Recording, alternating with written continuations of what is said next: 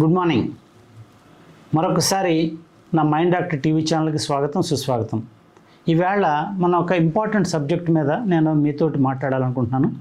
అది ఆ వర్డ్ ఏంటంటే బ్రెయిన్ రాట్.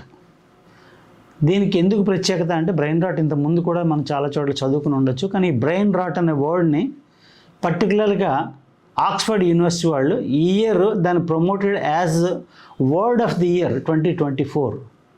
సో దానికి అంత ప్రత్యేకత ఎందుకు అంటే, వాళ్ళు ఎందుకు ప్రమోట్ చేస్తున్నారు అంటే కనుక, నవడేస్ ఈ సోషల్ మీడియాలోని పర్టికులర్గా the low quality content and unchecked content being excessively used or చెప్పాలంటే కూడా abused by the younger generations, particularly Gen Z and Gen Alpha and all youth are unnecessarily watching the content created by them also and watching by different younger generations.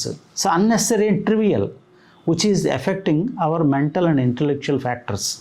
So ఎప్పుడైతే అవి psychiatrist concern ఏంటి అంటే, అవి మనలో mental fog create చేస్తాయి. Mental fog అంటే suddenly not remembering the useful stuff, అది అసలుది మర్చిపోయి మన మిగతావన్నీ మనం ఉంటాయి. ఇది యాక్చువల్గా ఎందుకు కన్సర్న్ ఎక్స్ప్రెస్ చేస్తున్నాయి ప్రపంచం అంతా అంటే, ఈ ఆర్టిఫిషియల్ ఇంటెలిజెంట్ ఎరాలో ఇది యూసేజ్ ఎక్కువైపోయింది. అన్నెసరీగా యూజ్ చేస్తున్నాము, అన్నెసరీ కంటెంట్ క్రియేట్ చేస్తున్నాము, అది trivial and not useful subject. So దీనివల్ల మనకి మెంటల్ ఫ్యాకల్టీస్ దెబ్బతింటున్నాయి.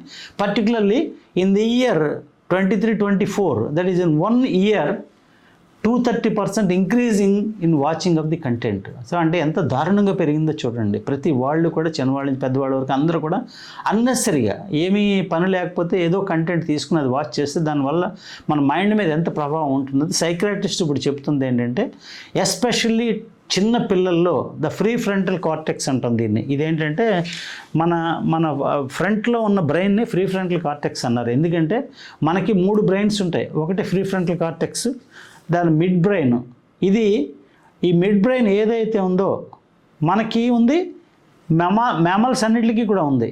ఏదైతే మన లోయర్ బ్రెయిన్ ఉందో దాన్ని సెరిబెల్లం అన్నారు.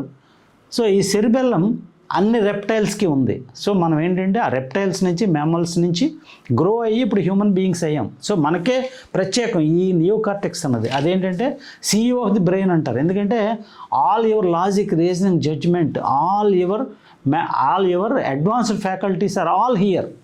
సో అందుకే చాలామందికి తెలుసో తెలీదో, ఎప్పుడైనా కనుక మీరు ఎవరైనా కొట్టినప్పుడు కానీ, పడిపోయినప్పుడు కానీ లెఫ్ట్ ఫ్రీ ఫ్రంటల్ కార్టెక్స్ని ప్రొటెక్ట్ చేసుకోమని చెప్తారు. కారణం ఏంటంటే this is the seat of our mental balance. Suppose ఇక్కడ దెబ్బతింటే అప్పుడు యానిమల్స్కి మనకి పెద్ద తేడా ఏముండదు. సో అది అంత ఇంపార్టెంట్.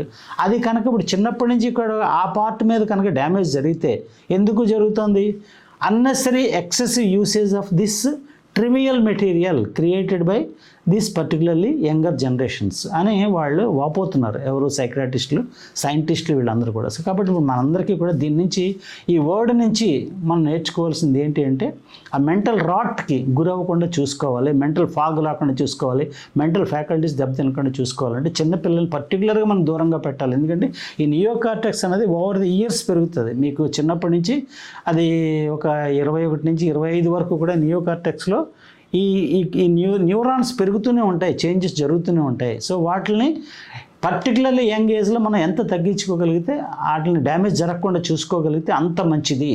సో నా అడ్వైస్ ఏంటంటే, పర్టికులర్లీ పేరెంట్స్కి, so please watch your children. ఇది వరకు మన చందమామను చూపించి అన్నం తినిపించేవారు మన అమ్మమ్మలోని. ఇప్పుడు అలా కాకుండా మనం ఒక సెల్ ఫోనో లేకపోతే ఒక ఐప్యాడ్ చేతులు పెట్టి అన్నం తినిపిస్తున్నాం. ఎందుకంటే మనకు అది ఈజీగా ఉంది కాబట్టి. సో దీనివల్ల ఏమవుతుంది, ఫ్యూచర్లో మీరు ఏదైతే సర్వం మీ పిల్లలు అనుకున్న వాళ్ళని పెంచుతున్నారో వాళ్ళని ఒక మానసిక వ్యాధిగ్రస్తులుగా పెంచడం మీకు ఇష్టమా చెప్పండి?